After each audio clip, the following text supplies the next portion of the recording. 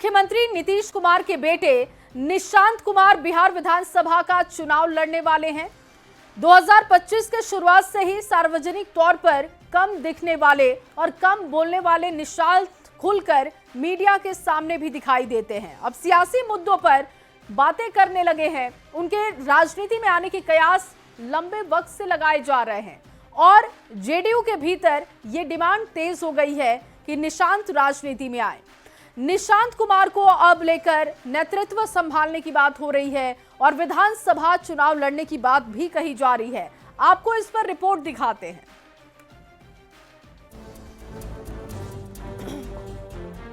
मुख्यमंत्री नीतीश कुमार के बेटे निशांत कुमार इस साल बिहार की सियासत में इस नाम की चर्चा खूब रही। वो राजनीति में आएंगे या नहीं, इसे लेकर कयास लगाए जा रहे हैं।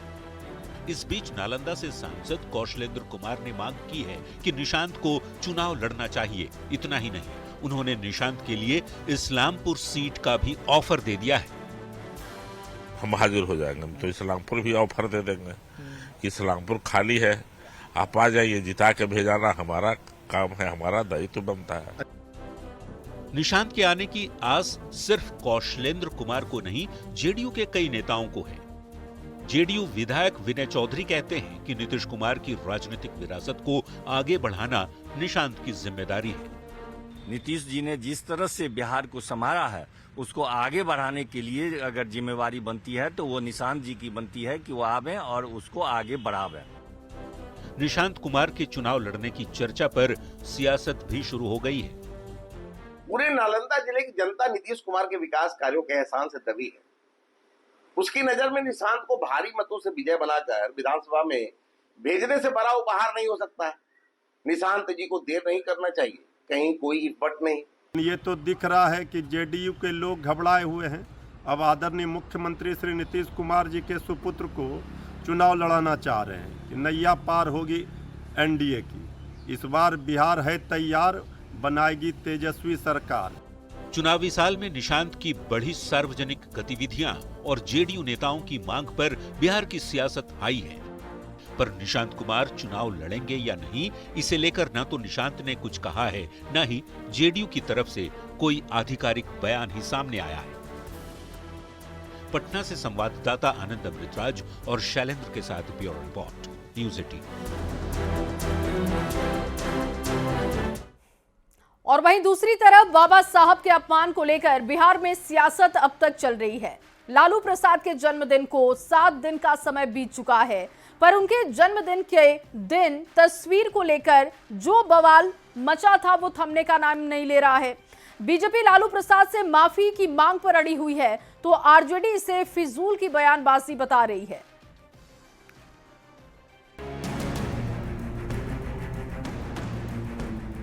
पटना के लोग आज सुबह जब अपने घरों से बाहर निकले तो नजर पड़ी इस पोस्टर पर।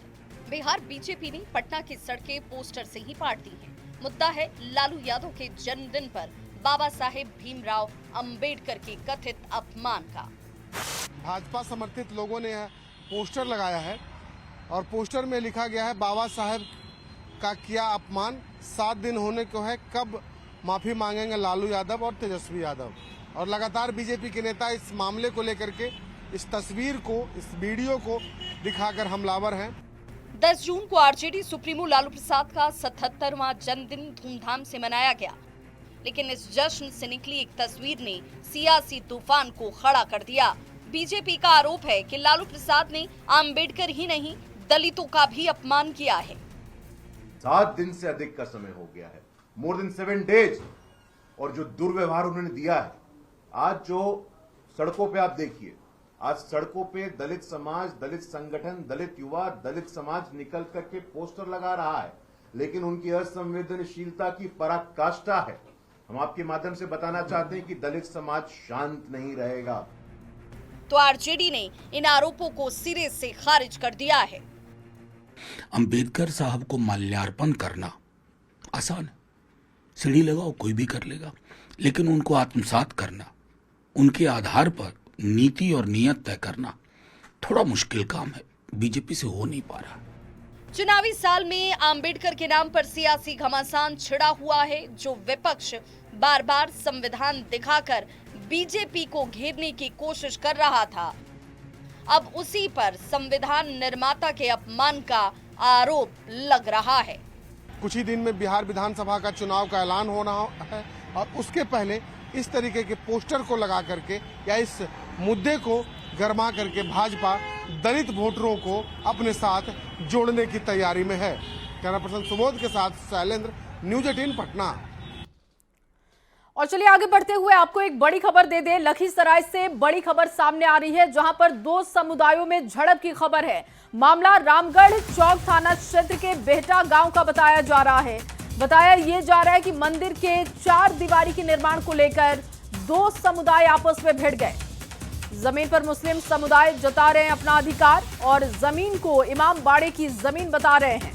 मौके पर पहुंचे अधिकारियों ने मामले को शांत करा दिया है। 4 दीवारी निर्माण को लेकर ये पूरा मामला विवाद का बताया जा रहा है और इसको लेकर विवाद हो गया। जानकारी मिलते ही एसडीएम प्रभाकर कुमार और एसडीपीओ शिवम कुमार बड़ी संख्या में पुलिस बल के साथ मौके पर पहुंचे। मामले को शांत करा लिया गया है। दरअसल मुस्लिम समुदाय के लोगों ने मंदिर के बगल की जमीन को इमाम बाड़े की जमीन बता दिया। मुस्लिम समुदाय के लोगों का कहना है कि खतियान में भी इमाम बाड़े का जिक्र है। मौके पर पहुंचे अधिकारियों ने आपसी समझौते से मामले को फिलहाल शांत करा दिया है। घटना स्थल पर पुलिस कैंप लगातार कर रही है ताकि हालात को काबू में रखा जा सके। राकेश ज्यादा जानकारी के साथ फोन लाइन पर जुड़ चुके हैं। राकेश, क्या ये विवाद था? बताया जा रहा है कि दो पक्ष जो कि जमीन पर अपने कब्जे की बात कह रहे थे, उसको लेकर ये पूरा विवाद पनपा। अभी वहां पर स्थिति कितने कंट्रोल में है? थाना क्षेत्र के बीटा गांव का मामला है, जहां पे जगदम्बा मंदिर और जस्ट उसके बगल में जो है इमाम बाड़ा का जमीन बताया जा रहा है। जगदम्बा मंदिर ट्रस्ट के द्वारा जब 4 दीवारी का निर्माण करवाया जा रहा था तो इमाम बाड़ा ट्रस्ट के लोगों ने आके रोका और विवाद बढ़ता चला गया। इसकी सूचना जो है बड़ी अधिकारी को दी गई। इसके बाद रामगढ़ थाने की पुलिस, एसडीपीओ और एसडीएम वहां पे पहुंचे और दोनों पक्ष को जो है बैठा के मामला को सुलझा लिया गया। हालांकि देखिए वहां पे जो अभी स्थिति है, इसको देखते हुए जिला प्रशासन ने वहां पे अभी कई थानों की पुलिस और काफी संख्या में पुलिस बल की तैनाती की गई है। जी, बहुत शुक्रिया आपका तमाम जानकारी के लिए।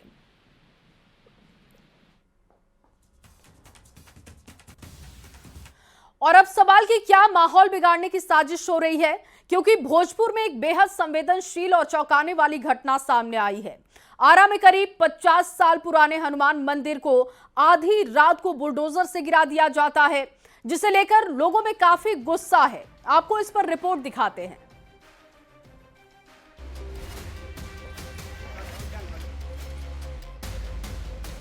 आरा में एक बार फिर सद्भाव बिगाड़ने की कोशिश की गई है। तस्वीर सिकरहटा थाना इलाके के मोपती बाजार की है, जहां करीब 50 साल पुराने हनुमान मंदिर को रात के अंधेरे में बुलडोजर से गिरा दिया गया।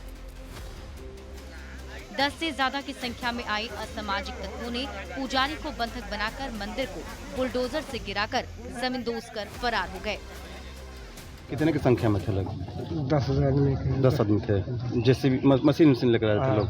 देखिए बेल्ट बांधा हुआ है सर, देखिए। अच्छा, आप हल्ला क्यों नहीं किए? अब कैसे करें, छाती पर गोली भेजे कैसे बोले? कितने लोग हथियार लिए थे? 2 आदमी हमारे साथ में वहाँ रहते, कहते कि बोलिएगा हम मार देंगे। बड़ा हथियार था कि छोटा हथियार था? छोटा। आस्था के केंद्र पर चोट से स्थानीय लोग गुस्से में हैं। आक्रोशित लोगों ने बीटा पीरो रोड को जाम कर जमकर बवाल काटा है। सूचना पर तरारी से विधायक विशाल प्रशांत भी मौके पर पहुंचे और घटना की जानकारी दी। विधायक के समझाने के बाद जाम हटा।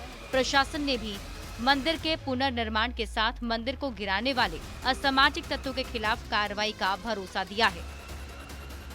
अभी मंदिर किसी ने तोड़ा, इसका इन्वेस्टिगेशन हम लोग कर रहे हैं और इन्वेस्टिगेशन चल ही रहा है और पता चल जाएगा किसने तोड़ा है, तो उसके विरुद्ध जो भी कानूनी कार्रवाई होगी हम लोग करेंगे। मंदिर के गिराने के बाद से इलाके में तनाव का माहौल है। प्रशासन ने एहतियातन गांव में पुलिस के जवान की तैनाती कर दी है। साथ ही लोगों से शांति बनाए रखने की अपील भी की है। लेकिन सवाल ये कि रात के अंधेरे में किसने ये बड़ी साजिश को अंजाम दिया है। आस्था पर चोट कर कौन माहौल बिगाड़ रहा है? पुराने हनुमान मंदिर से क्या दिक्कत थी और आरोपी कब सलाखों के भीतर होंगे? न्यूज़ 18 के लिए आरा से संवाददाता चंदन कुमार की रिपोर्ट।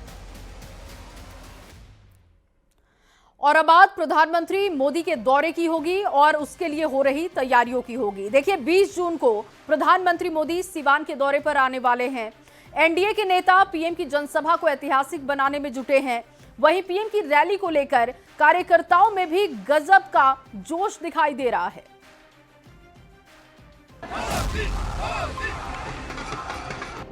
चुनावी साल में चौथी बार पीएम मोदी बिहार आ रहे हैं। आने की तारीख है 20 जून और जगह है बिहार का सीवान। 20 जून को पचरुखी प्रखंड के जसौली में पीएम मोदी जनसभा को संबोधित करेंगे। पीएम के कार्यक्रम को ऐतिहासिक बनाने की तैयारी में सिर्फ बीजेपी ही नहीं बल्कि पूरा एनडीए का कुनबा जुटा हुआ है। बिहार एनडीए के नेता बैठक कर कार्यकर्ताओं में लगातार जोश भर रहे हैं। यहाँ तो कुछ नहीं है, आप गांव में जाके देखिए, जो महिला है, बच्चे हैं, वो कितना उत्साह है कि हमारे देश के प्रधानमंत्री हमारे सीवान जिला में आ रहे हैं। सोमवार को गोपालगंज में एनडीए नेताओं की बैठक हुई थी। मंगलवार को सीवान में एनडीए के नेता जुटे। बैठक में जेडीयू के कार्यकारी अध्यक्ष संजय झा, केंद्रीय मंत्री ललन सिंह और बीजेपी प्रदेश अध्यक्ष दिलीप जायसवाल मौजूद रहे। बैठक में सीवान, छपरा, गोपालगंज के नेता और कार्यकर्ताओं को टास्क भी दिया गया। वो पूरा बूथ हर टोला टोला पर जाकर के और यहाँ 5 लाख से अधिक की संख्या का टास्क पार्टी ने दिया है। चुनावी साल में पीएम का ये चौथा बिहार दौरा है। अपने पिछले 3 दौरों की तरह ही पीएम मोदी इस बार भी बिहार के लिए कई बड़ी सौगात लेकर आ रहे हैं। बिहार में इसी साल विधानसभा का चुनाव है तो सियासत की बातें भी होंगी ही। एनडीए ने 2025 में 225 सीटों का लक्ष्य रखा है। पीएम के इस दौरे को भी इस लक्ष्य को पाने की दिशा में एक कड़ी की तौर पर देखा जा रहा है। न्यूज़ 18 के लिए सीवान से मृत्युंजय सिंह के साथ ब्यूरो रिपोर्ट। और बिहार में चुनाव से पहले नौकरी वाली सौगात सरकार ने दे दी है। देखिए, न्यूज़ 18 की खबर पर एक बार फिर से मुहर लग गई है। विधानसभा चुनाव से पहले नीतीश सरकार ने बड़ी सौगात दी है। सालों से अनुकंपा पर नौकरी का इंतजार कर रहे लोगों की बहाली का रास्ता साफ हो चुका है और इसके साथ ही कैबिनेट की बैठक में 20 एजेंडों पर मुहर लगाई गई है। आपको रिपोर्ट दिखाते हैं। विधानसभा चुनाव से पहले नीतीश सरकार ने बड़ी सौगात दी है। सालों से अनुकंपा पर नौकरी का इंतजार कर रहे लोगों की बहाली का रास्ता साफ हो गया है। कैबिनेट की बैठक में अनुकंपा पर नियुक्ति नियमावली 2025 को मंजूरी दे दी गई। अब इसके तहत माध्यमिक, उच्च माध्यमिक विद्यालयों में परिचारी की नियुक्ति होगी। शिक्षा विभाग में विद्यालय सहायक और विद्यालय परिचारी के पदों पर करीब 7,000 बहाली होनी है। सरकार ने विद्यालयों में पुस्तकालय अध्यक्ष की बहाली को भी हरी झंडी दे दी है।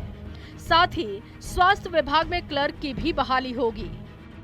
शिक्षा विभाग में माध्यमिक, उच्च माध्यमिक विद्यालय में विद्यालय लिपिक के पद पर नियुक्ति एवं सेवा शर्त को विनिश्चित करने तो बिहार राज्य विद्यालय लिपिकीय नियुक्ति सेवा शर्त अनुशासनिक कार्रवाई संवर्ग नियमावली 2025 यह स्वीकृत किया गया।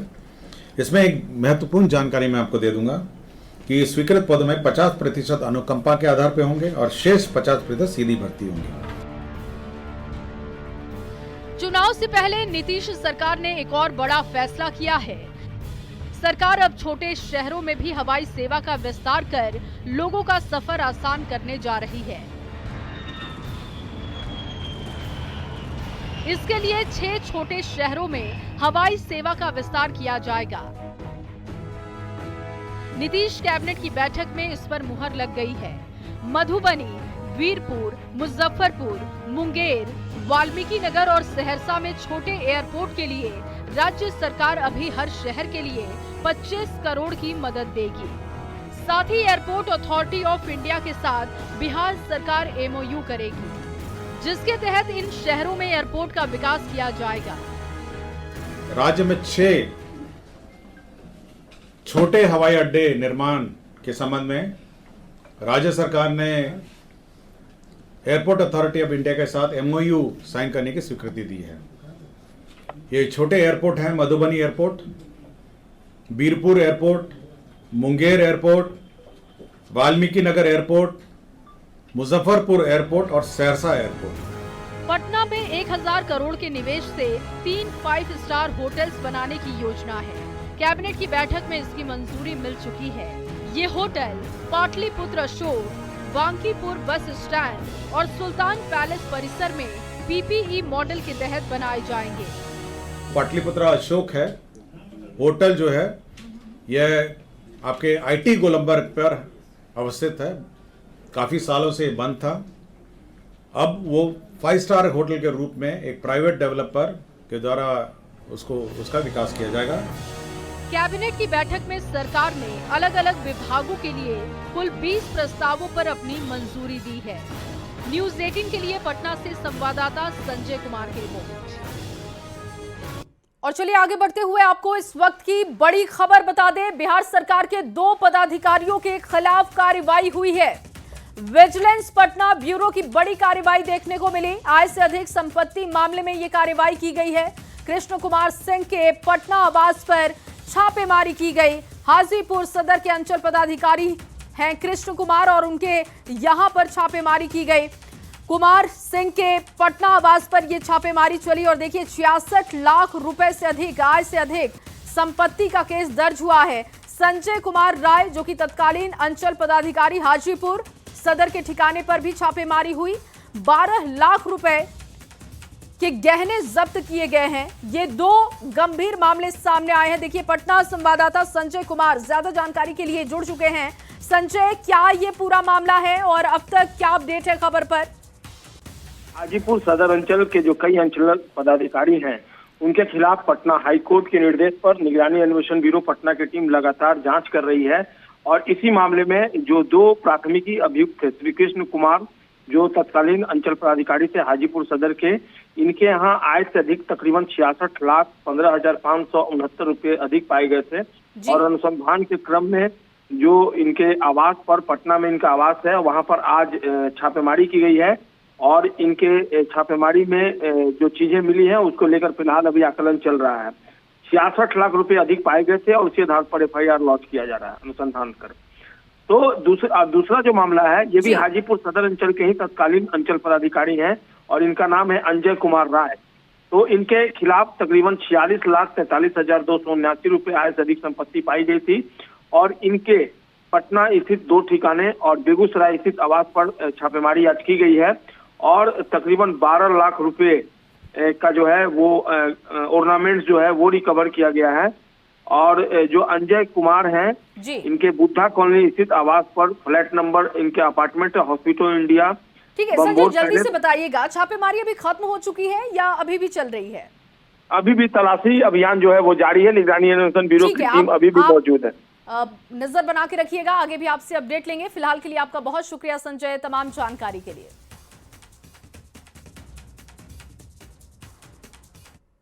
और चलिए अब आपको न्यूज़ 18 का एक खास कार्यक्रम आरोग्यम दिखाते हैं जो कि पटना में चल रहा है। तो रिजल्ट आते हैं, तो इस तरीके से काम किया है। चलिए बहुत बहुत आपका शुक्रिया, आपने व्यस्तम समय में से हमारे लिए वक्त निकाला और यहाँ आरोग्यम में आप आए। आरोग्यम एक कदम सेहत की ओर, तो मुझे लगता है कि सेहत एक बहुत ही इंपॉर्टेंट सेक्टर है बिहार के लिए और बहुत काम हो रहा है लेकिन अब बहुत कुछ करने की जरूरत है। आपका बहुत बहुत शुक्रिया मंगल पांडे जी। बहुत बहुत धन्यवाद सुजीत मोहन जी। थैंक यू मंगल पांडे जी, आपने बहुत अच्छी बातें करी और किस तरीके से स्वास्थ्य में बदलाव हो रहा है बिहार में उसको लेकर आपने बात की। मैं चाहूंगी आप दोनों सर स्टेज पर ही रहें और इस वक्त सम्मानित करने के लिए मैं चाहूंगी स्टेज पर मैं बुलाना चाहूंगी न्यूज़ 18 बिहार झारखंड के editor in chief Manoj Malyani ji. Please आप स्टेज पर आए और ब्रज जी और मनोज जी आप दोनों से मैं चाहूंगी कि मंगल पांडे जी को आप दोनों सम्मानित करें।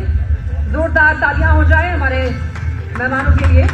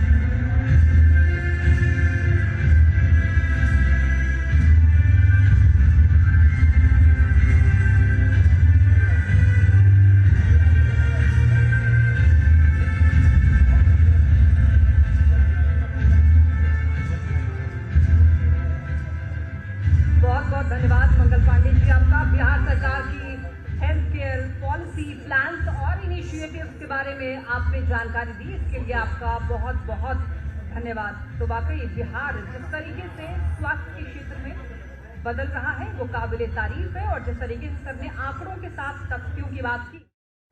और चलिए एक बार फिर से अपना बिहार में आगे बढ़ते हैं। नीतीश कैबिनेट ने एआई के साथ एक समझौते पर हस्ताक्षर करने के लिए अपनी मंजूरी दे दी है, और इसके तहत सुपौल के बीरपुर, मुंगेर, बेतिया के वाल्मीकि नगर, मुजफ्फरपुर और सहरसा में नए एयरपोर्ट डेवलप किए जाएंगे। कैबिनेट के फैसले पर मुजफ्फरपुर के पताही में लोग काफी खुश हैं। एयरपोर्ट पर लोगों ने एक दूसरे को मिठाई खिलाकर खुशी का इजहार भी किया, जिसकी तस्वीरें आपके सामने इस वक्त हैं। पताही एयरपोर्ट पर लोगों से बातचीत की है न्यूज़ 18 के संवाददाता प्रियांक सौरभ ने। आपको पूरी बातचीत सुनवाते हैं। बिहार कैबिनेट की बैठक में आज कई महत्वपूर्ण एजेंडों पर अंतिम मुहर लग गई है, जिसमें 6 छोटे एयरपोर्ट को शुरू करने की बात जो है स्वीकृति अंतिम रूप से दे दी गई है। आज एयरपोर्ट अथॉरिटी ऑफ इंडिया और बिहार सरकार के बीच MOU हो गया है, यानी समझौता हो गया है। तो ऐसे में अब मुजफ्फरपुर के पताही एयरपोर्ट, जिसका इंतजार काफी लंबे समय से था और बिहार का बजट जब पेश किया गया था तो उसमें इसका जिक्र किया गया था कि इसका निर्माण जो है वह फिर से किया जाएगा, और अंतिम रूप से अब उसकी स्वीकृति मिल गई है। ऐसे में पताही एयरपोर्ट पर आप तस्वीर देखेंगे, तमाम लोग जो हैं, स्थानीय लोग पहुंचे हैं, जनप्रतिनिधि हैं, और मिठाई खिलाकर एक दूसरे को बधाई दे रहे हैं, काफी खुश हैं। मिठाई खिला रहे हैं आप लोग एक दूसरे को, क्या कारण है? कारण है कि ये जो है नॉर्थ बिहार का राजधानी मुजफ्फरपुर बोला जा रहा है। आप यहाँ का जानते हैं कि लीची सिटी के नाम से भी प्रसिद्ध है, और यहाँ की लहठी के देख रहे हैं कि कितना बढ़िया बनता है, जो पूरे यहाँ से विश्व में निर्यात होता है। उसके बाद यहाँ धार्मिक रूप से बाबा गरीबनाथ का भी आशीर्वाद सभी लोगों को ऊपर पड़ता है। इसलिए आज कैबिनेट का जो बैठक बिहार सरकार ने की है उसमें अंतिम मुहर लगा करके और एयरपोर्ट चालू करने का फाइनल अथॉरिटी को कर दिया है। तो हम लोगों में बहुत खुशी की लहर है। बहुत अच्छा लगेगा यहाँ के पूरा जनता, मुजफ्फरपुर जिला और पूरे बिहार का, और पूरे जिला बिहार में जितने हैं सभी जगह से यहाँ लोग आएंगे, और जो इंतजार था उस इंतजार की घड़ी खत्म है। तो खुशी की बात है, ये एयरपोर्ट हमारे लिए, मुजफ्फरपुर के लिए बड़ी सौगात की बात है। यहाँ से जो मुजफ्फरपुर शहर के लिए जो अन्य एयरपोर्ट से लोग यहाँ के लोग जाते हैं उनके लिए बहुत सुविधा होगी, और आसपास के शहरों के लिए भी बेहतर होगा। इससे बड़ी खुशी की बात क्या होगी, जो मोदी जी कह के गए थे, ऐसा कोई ऐसा कम नहीं है जो मोदी जी ने कहा, और उसका काफी उत्साहित हैं, क्योंकि अब यह निश्चित हो गया है कि मुजफ्फरपुर के पताही से जो है वह हवाई जहाज जो है उड़ान भरेगी। इसको लेकर बिहार के बिहार का जब बजट पेश किया गया था तो उस वक्त भी इसका जिक्र हुआ था, इसकी घोषणा हो गई थी, और उसके बाद अब अंतिम रूप से इसको लेकर जो है MOU हो चुका है। मुजफ्फरपुर से न्यूज़ 18 के लिए प्रियांक सौरभ। और वहीं नीतीश कैबिनेट की बैठक में सरकार ने विद्यालयों में पुस्तकालय अध्यक्ष की बहाली को भी हरी झंडी दे दी है। बिहार राज्य विद्यालय पुस्तकालय अध्यक्ष संवर्ग नियमावली 2025 के तहत अब इन पदों पर बहाली की प्रक्रिया अधिक पारदर्शी और व्यवस्थित हो सकेगी। पुस्तकालय अध्यक्ष की बहाली का रास्ता साफ होने पर पटना में ट्रेंड लाइब्रेरियन ने जश्न मनाया है। सभी ने एक दूसरे को मिठाई खिलाकर और अबीर गुलाल लगाकर खुशी का इजहार कैसे किया, आप इन तस्वीरों में देख सकते हैं। और आगे बढ़ते हुए छपरा से आपको बड़ी खबर दे दें, बेकाबू बस ने 8 लोगों को रौंद दिया है। महिला समेत 2 लोगों की मौत की जानकारी मिल रही है। ये बड़ा सड़क हादसा हुआ। बेकाबू बस ने 8 लोगों को रौंदा, महिला समेत 2 लोगों की जान चली गई है। 6 घायलों को इलाज के लिए अस्पताल में भर्ती करा दिया गया है। मधौरा के करणपुरा के पास का ये मामला बताया जा रहा है। घटना से आक्रोशित लोगों ने हंगामा भी किया। आक्रोशित लोगों ने सड़क को जाम किया है, प्रदर्शन किया है। बेकाबू बस ने 8 लोगों को रौंदा। ये देखिए तस्वीरें सामने आ चुकी हैं। बताया जा रहा है कि महिला समेत 2 लोगों की जान चली गई है। 6 लोग गंभीर रूप से घायल हैं, अस्पताल में भर्ती करा दिए गए हैं। और वहीं बिहार में पूर्णिया और सीमांचल के रास्ते मॉनसून ने एंट्री ले ली है। पूर्णिया में मॉनसून की पहली बारिश हो गई है, जिससे लोगों को गर्मी से राहत मिल चुकी है। मौसम विभाग की माने तो अगले 48 घंटे में पूरे बिहार में मॉनसून की बारिश होगी। इस दौरान 30 से 40 किलोमीटर की रफ्तार से हवा चलने की संभावना है। सीमांचल के रास्ते मानसून ने बिहार में दस्तक दे दी है और हमारे साथ है पूर्णिया के मौसम वैज्ञानिक राकेश कुमार जी। आइए हम बात करते हैं। राकेश जी, मानसून ने दस्तक दे दी है, क्या स्थिति है अभी?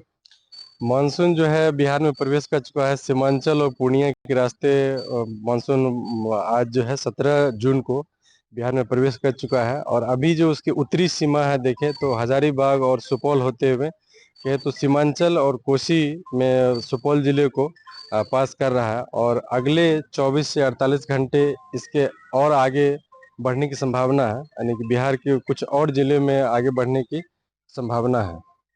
उसके हिसाब से देखें तो बारिश पिछले 24 घंटे में देखें तो पूर्णिया में भवानीपुर में जो 21.6 मिलीमीटर बारिश हुई है और कुछ अन्य स्थानों पर हल्की से मध्यम स्तर की बारिश हुई है और आने वाले 24 से 48 घंटे अधिकतर जगह जो है मेघ गर्जन वज्रपात, उसके साथ में हल्की से मध्यम स्तर की बारिश, कुछ जगहों पर भारी बारिश भी हो सकती है। उसके साथ में मेघ गर्जन वज्रपात भी होगा और हवा की रफ्तार जो है 30 से 40 किमी प्रति घंटा भी रह सकती है, तो उससे सतर्क रहने की आवश्यकता है। तो बिल्कुल मानसून ने प्रवेश कर लिया है और सीमांचल के रास्ते पूर्णिया और पूरे बिहार में मानसून प्रवेश कर चुकी है और जैसा मौसम वैज्ञानिक राकेश कुमार ने बताया कि अगले 24 से 48 घंटे में पूरे बिहार में मानसून प्रवेश कर जाएगी और तेज हवा के साथ बारिश होगी और वज्रपात की भी संभावना है। ऐसे में लोगों को अलर्ट भी रहने की जरूरत है और मानसून के प्रवेश करते ही पिछले 15 दिनों से जो भीषण गर्मी लोग झेल रहे थे उससे भी लोगों को निजात मिला है।